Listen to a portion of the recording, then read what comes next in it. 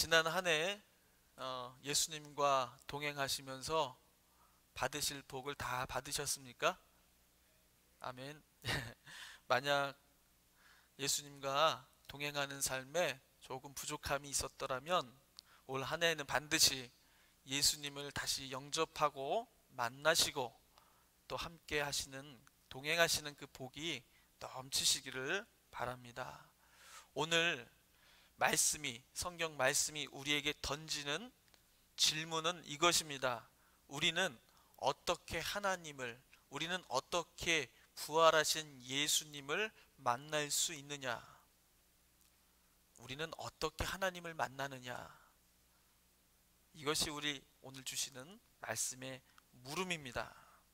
오늘 이 말씀, 최후의 심판이라는 말씀의 제목으로 우리가 잘 알고 있는 말씀입니다. 양과 염소의 이야기라고도 우리가 들었죠. 마지막 심판의 때에 오른쪽과 왼쪽으로 서게 될 사람들이 나뉘어지게 되는데, 오른쪽에 서게 된 사람이나 왼쪽에 서게 된 사람이나 모두 다 만족하지 못합니다. 모두가 어리둥절하는 상황이 발생하게 된다고 말씀합니다. 오른쪽에 선 사람은 영생하는 편에 서게 된 것이죠. 왼쪽에 선 사람들, 형벌을 받게 될 사람들입니다. 그런데 그 모두가 다 어리둥절하고 알 수 없는 이 상황에 대해서 모두 의아하게 된다고 말하는 것입니다. 왜 그렇습니까? 왼쪽에 선 사람들은 이렇게 말하는 것이에요. 우리가 언제 주님을 배웠습니까? 우리가 언제 주님을 배웠다고 우리를 왼쪽에 세워놓는 것입니까? 오른쪽에 선 사람도 마찬가지예요. 자신들이 예수님을 언제 만났는지도 기억도 없으면서 영생의 편에 서게 된, 오른쪽 편에 서게 된 것을 두고서 황송해하고 머쓱해합니다. 우리가 뭘 잘했길래 예수님이 나를 이쪽에 세우셨지? 알 수 없다라는 것이죠. 오른쪽과 왼쪽에 서서 서로 다른 극과 극의 결과를 맞이했지만 그 사람들에게는 한 가지 공통점이 있다는 것이죠. 자신들은 예수님을 한 번도 만난 적이 없다는 것입니다. 우리가 언제 예수님을 만났고 배웠다고 하는지 그들은 기억조차 없다는 것이에요. 그런데도 예수님은 사람들을 오른쪽, 왼쪽으로 나뉘고, 오른쪽에 든 사람은 구원에 참여하는 사람이 되지만 왼편에 든 사람들은 심판을 받아서 그 천국 잔치에서는 제외되는 사람이 되고 만다는 것입니다. 여러분 어떻습니까? 여러분, 우린 오른편에 서기를 바라는 사람들이죠. 누가 왼쪽에 서기를 바라겠습니까? 그런데 오른쪽에 정작 서게 되었을 때는 내가 왜 거기에 서 있는지 아무도 그 이유를 모른다라는 것이에요. 오늘 말씀하는 건 그것이에요. 오른쪽에 선 사람, 왼쪽에 선 사람 다 같이 제가 왜 여기 서 있냐고 물어보는 겁니다. 내가 언제 주님을 배웠다고 나를 이쪽에 세우신 겁니까? 서로가 물어보고 있는 것입니다. 한쪽에서는 그러니까 억울한 것이죠. 내가 여기 왜 서 있어야 돼? 나는 주님 앞에서 옳게 살기를 원했고 그렇게 충실히 살았던 사람이 왜 여기 서야 했느냐고 억울해합니다. 다른 한쪽 상 받은 사람들은요, 상 받은 일도 하지 않았는데 상을 주시니까 어떡합니까? 그 기분이 좀 묘한 거죠. 머쓱한 겁니다. 내가 이 자리에 왜 서야 하는지 그 이유를 알지 못하는 것이죠. 오늘 말씀이 주목하는 것은요, 구원을 받은 이들이나 심판을 받은 이들 모두가 주님을 언제 만났는지 알 수 없다는 것에 바로 이 말씀의 핵심이 있습니다. 그럼 도대체 성경은 언제 그들이 예수님을 만났다고 말하는 것입니까? 언제 만났다고 얘기하는 것이에요? 35절에 그 말씀이 나와 있습니다. 35절 한번 같이 읽어볼까요? 같이 읽겠습니다. 시작. 내가 줄일 때에 너희가 먹을 것을 주었고 목마를 때에 마시게 하였고 나그네 되었을 때에 영접하였고, 36절 계속 읽겠습니다. 헐벗었을 때에 옷을 입혔고 병들었을 때에 돌보았고 옥에 갇혔을 때에 와서 보았느니라. 자, 언제 예수님을 그들이 만났다는 것이에요? 오른쪽에 선 사람들은요, 줄일 때, 목마를 때, 나그네 되었을 때, 헐벗었을 때, 옥에 갇혔을 때. 누가? 하나님이, 곧 예수 그리스도께서, 부활하신 예수 그리스도께서 그렇게 되어셨을 때에 그들이 찾아가고 돌보아주고 공양해 주었다라는 것입니다. 반대편에 선 사람도 마찬가지예요. 42절에도 같은 말씀이 나옵니다. 줄일 때, 주님께서 줄일 때, 목마를 때, 나그네 되고 옥에 갇히고 병들었을 때에 너희들이 찾아오지 않았고 돌봐주지 않았다는 것입니다. 그래서 그들은 영원히 그 영원한 형벌의 불에 들어가게 되었다라는 것입니다. 이게 주님을 만난 사건의 기록이에요. 이것을 했느냐 하지 않았느냐, 나를 만났느냐 만나지 않았느냐를 가지고 오른쪽 왼편으로 나누어서 세우신다는 것입니다. 여러분, 이 기준에 동의하실 수 있습니까?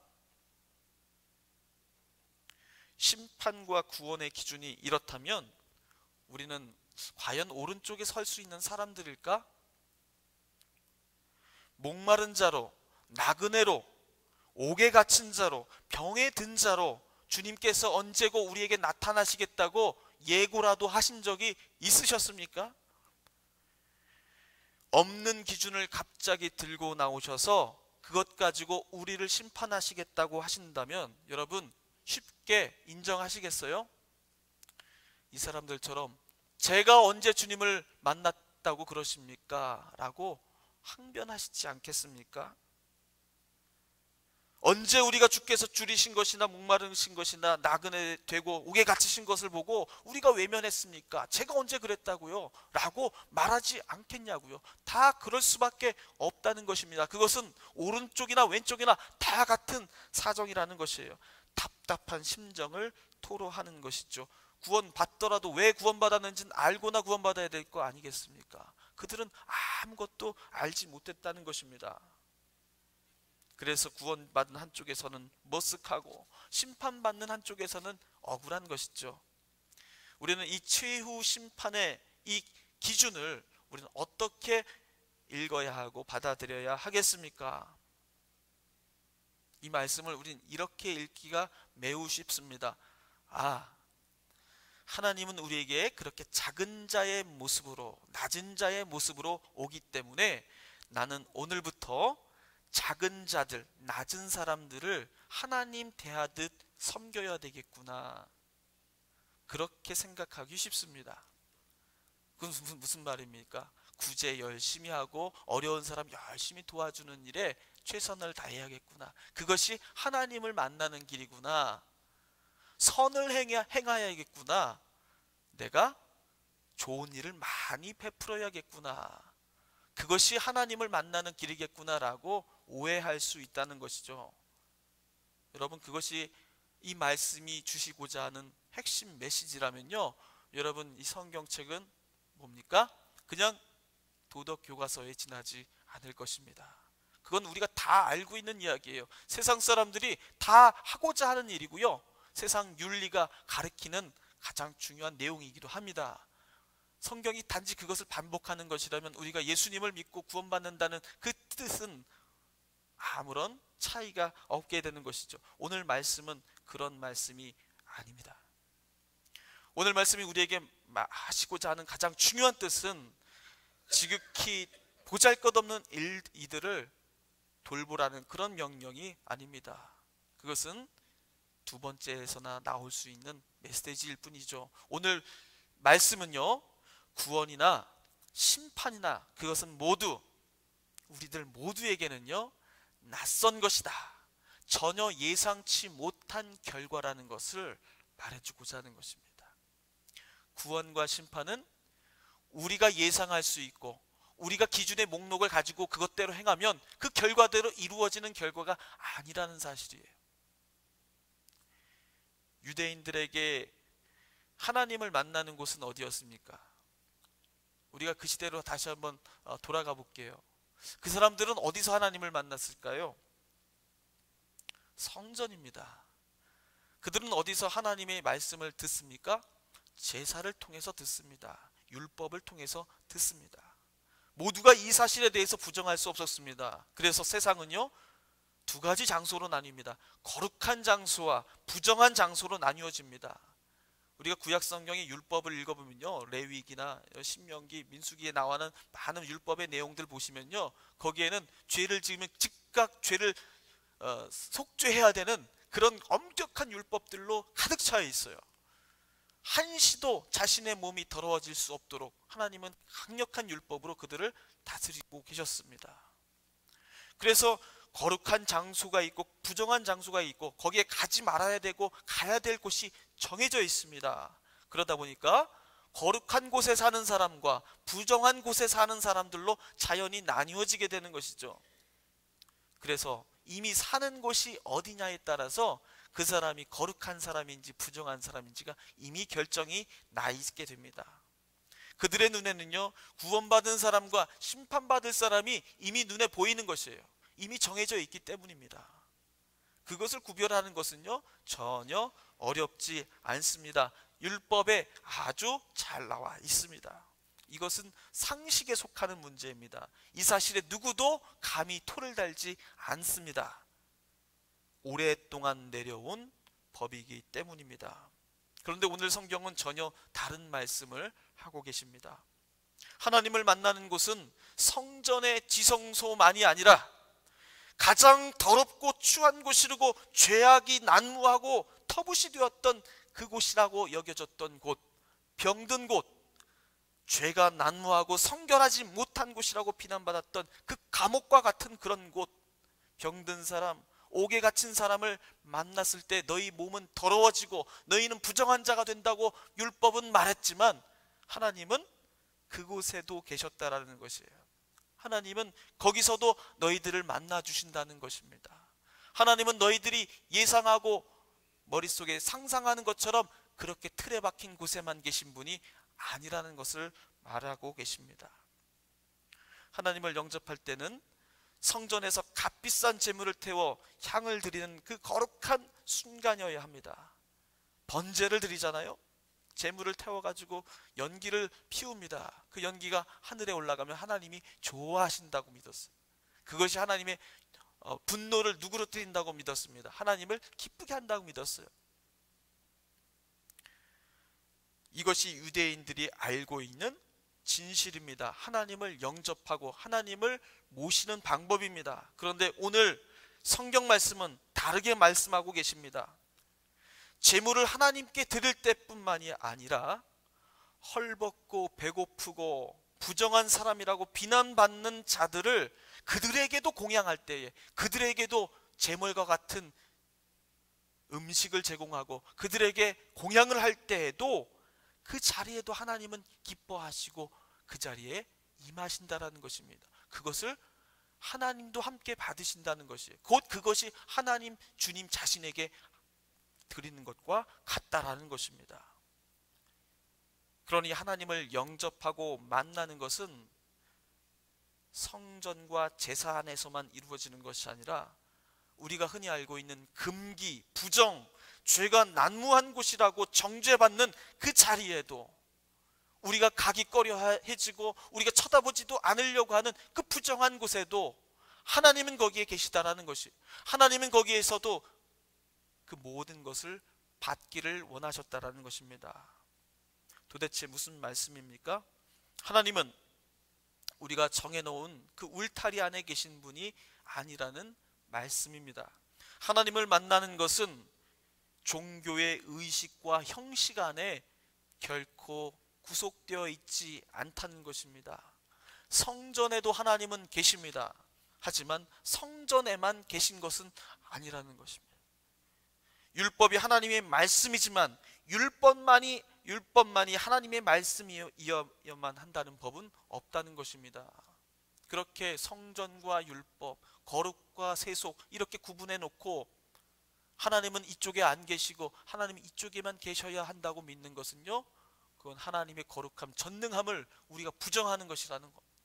감히 누구도 그렇게 얘기할 수 없다는 것이에요.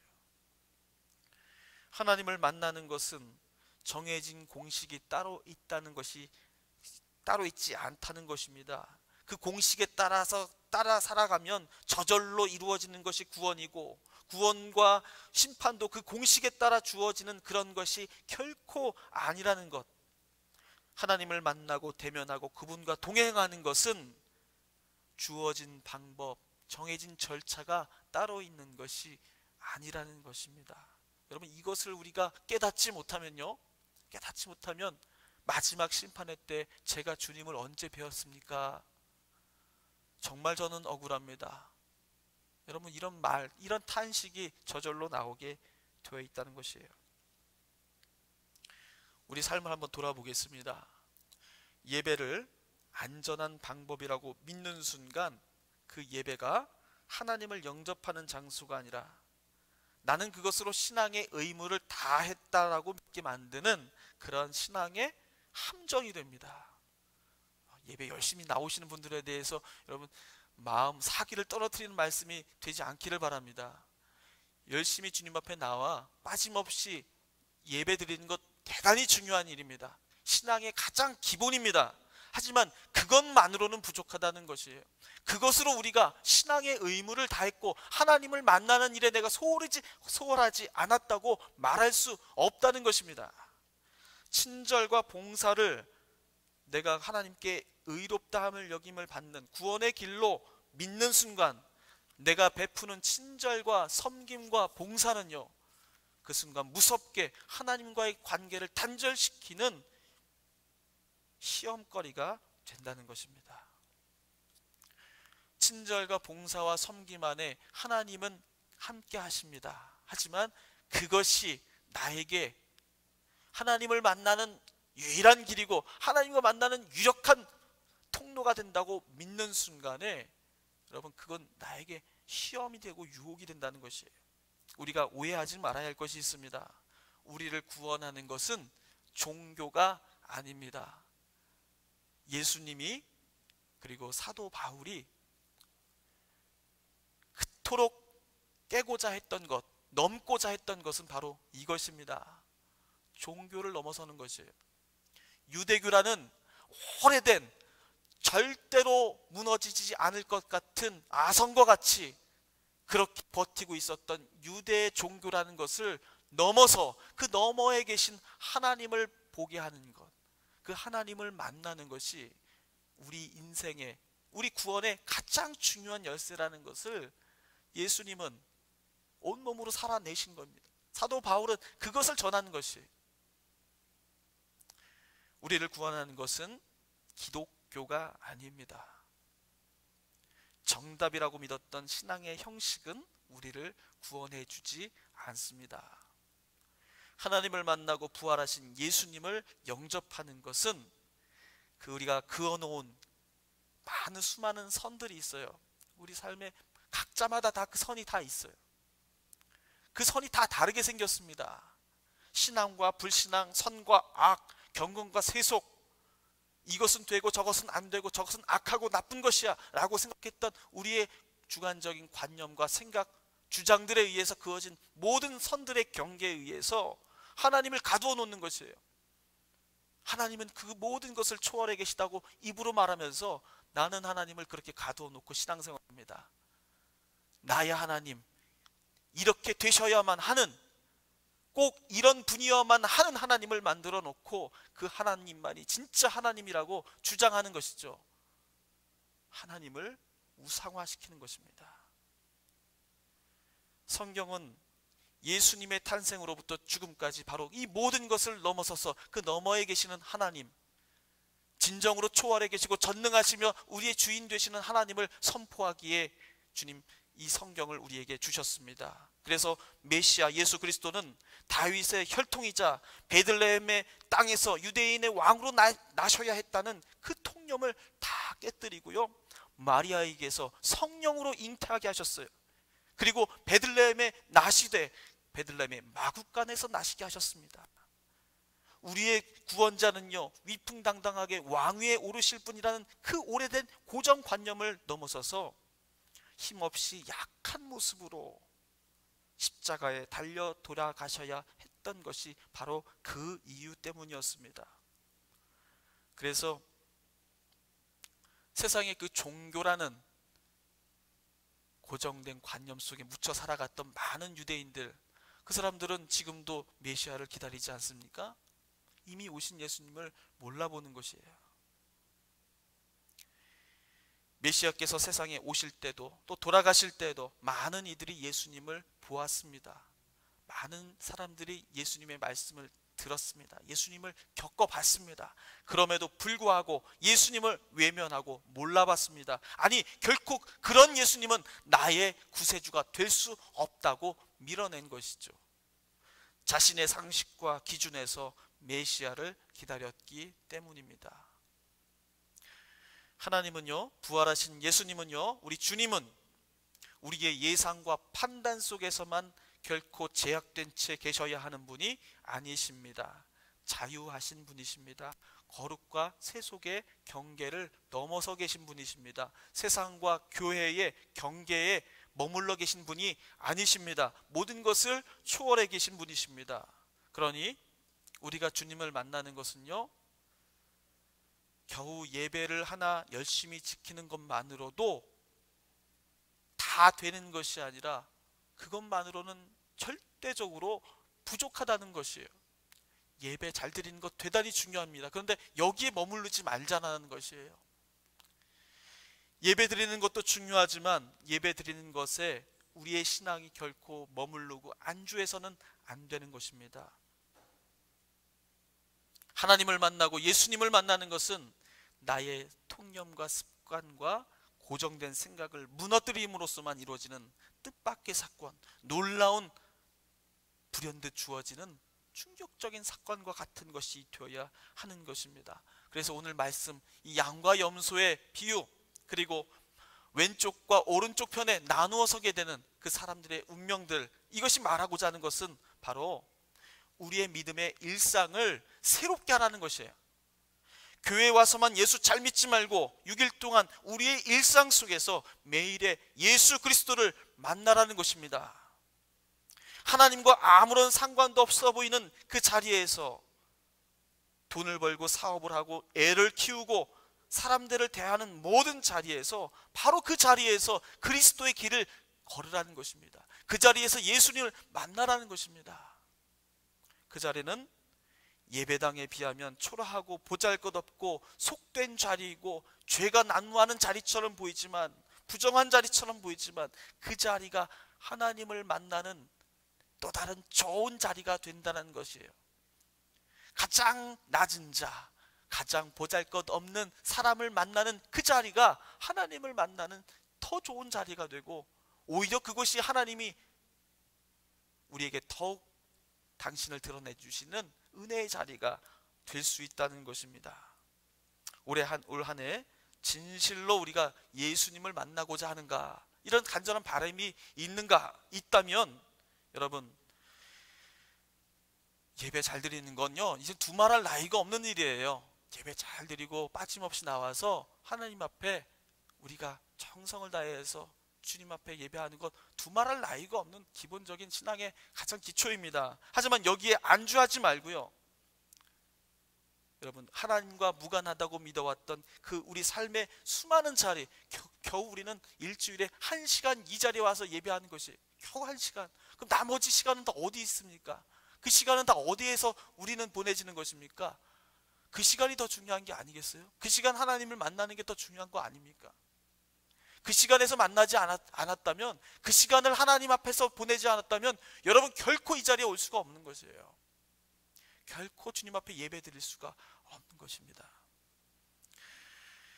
하나님과 무관하다고 믿었던 그 삶의 자리에서 예수님의 길을 날마다 끊임없이 찾아 나가시기를 바랍니다. 안주해왔고 타성에 젖어왔던 종교 생활은 이제 접어야 합니다. 살아있는 믿음의 생활을 한번 시도해 보자는 것이에요. 예배도 잘 드리지만 이제 말씀 읽기도 시작해 보자는 것이에요. 말씀도 읽지만 말씀대로 살아보도록 한번 해보자는 것입니다. 한 번도 해본 적 없고 한 번도 시도해 본 적도 없는 전도가 그것이라면 여러분 신앙과 생활의 구분을 넘어서서 이제 생활 속에서 말씀을 한번 읽은 대로 한번 전해보자는 것이에요. 증거 한번 해보자는 것입니다. 어떤 변화가 있는지 나도 하나님께서 인도하시는 대로 한번 내어 맡겨보자는 것입니다. 지금까지는 생활이 신앙을 압도해 왔습니다. 그런데 이제는 신앙이 생활을 한번 이끌어 보자는 것이에요. 예수 믿어서 사람이 바뀌는지 안 바뀌는지 자꾸 가는 세월만 탓하지 말고 내가 직접 그 산 증인이 돼 보자는 것입니다.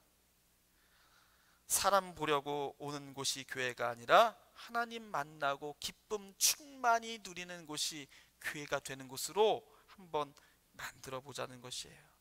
그 안에서 기쁨이 얼마나 우리 삶에 주시는 그 기쁨이 우리 삶에 얼마나 큰 변화를 일으켜 주시는지 우리가 이 교회를 두고서 한번 시도해 보자는 것이에요. 정말 교회 다니니까 사람이 바뀌더라. 정말 교회 다니고 예수님 믿으니까 내 인생이 조금씩 바뀌더라. 이런 탄성이 입에서 저절로 튀어나오도록 그렇게 교회를 한번 우리가 만들어 보자는 것입니다. 그렇게 믿음의 근본으로 돌아가고자 하는 교회에 하나님께서 부흥을 안 주시겠습니까? 여러분 지금 교회가 문을 많이들 닫고 있다고 합니다.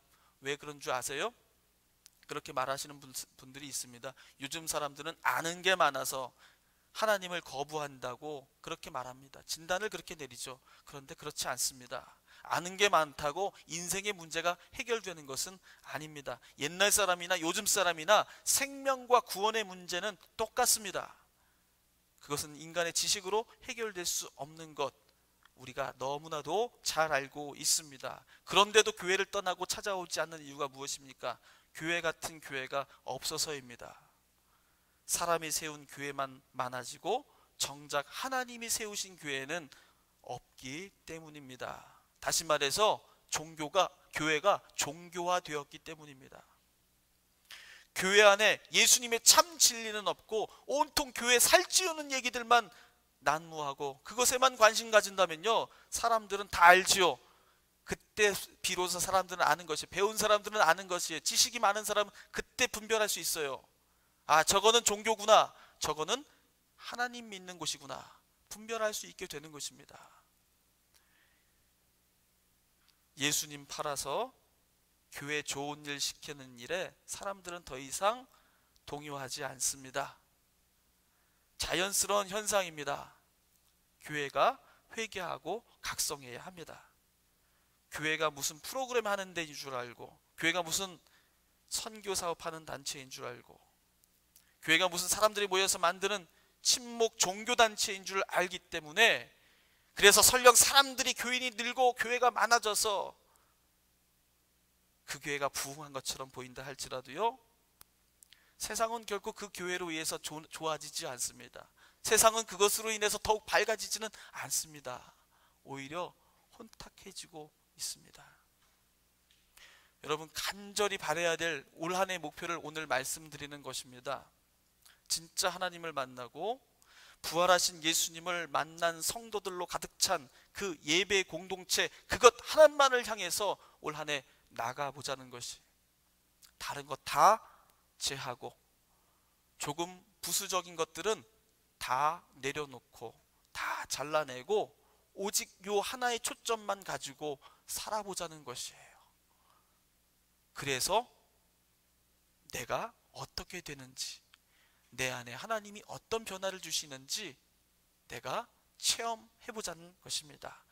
적당히 흉내내지 말고 진짜 예수님을 만난 사람들의 생생한 간증이 흘러넘치는 교회가 한번 돼보자는 것입니다. 이를 위해서 우리가 할 수 있는 것이 무엇인지 찾아보자는 것입니다. 어떤 것도 좋습니다. 다만 굳어져 버린 종교 생활의 그 타성으로부터 벗어나서 하나님이 인도해 주시는 은혜의 경험을 우리가 올 한 해는 한번 제대로 누려봤으면 좋겠다는 것입니다. 세상에 많은 교회, 똑같은 교회, 복음을 빙자하여 친목교회나 이루고자 하는 그런 교회 중에 하나가, 이 똑같은 교회 중에 하나가 우리 교회라고 한다면요, 여러분 목숨 걸고 이 교회 지킬 필요 하나도 없습니다. 여러분, 하지만 우리가 목숨 걸고 주님의 교회를 지켜나가는 이유가 무엇입니까? 자신의 희생과 헌신으로 교회를 붙드는 이유가 무엇입니까? 이 안에 진리가 있기 때문입니다. 이 교회가 아니고서는 우리가 하나님을 진정으로 만날 수 있는, 하나님을 향한 우리 기도할 수 있는 자리는 이 세상에 있지 않기 때문이죠.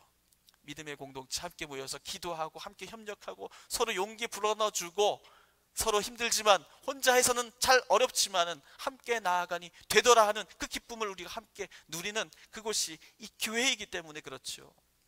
올해 교회 표어를 내 교회를 세우리니 라고 주님께서 주셨습니다. 우리가 하나님의 교회, 또 하나님이 백성이 되는 교회가 되고, 또 하나님이 내 구주가 되고 내 주인이 되는 그런 교회를 우리가 한번 세워보겠습니다. 살아내겠습니다. 이를 위해서요, 우리가 무엇을 할 수 있는지 한번 한 달 동안 잘 고민해 보셨으면 좋겠습니다. 그래서 이제 한 해 계획을 세우고 살림살이를 우리가 준비할 때에 그 모든 지혜와 또 믿음의 생각들이 잘 모아져서 그것이 한 해를 살아가는 큰 힘이 되었으면 좋겠습니다. 변화는 그렇게 쉽게 갑자기 오지는 않습니다. 인내를 가지고 하나씩 바꾸어 나가는 그런 믿음의 지혜와 인내, 또 항상 주님 앞에 겸손해지고 주님 앞에 무릎 꿇는 그런 자세가 필요합니다.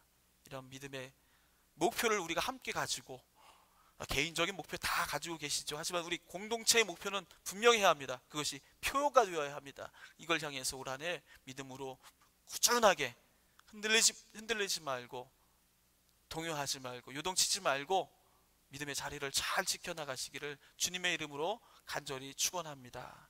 기도하겠습니다.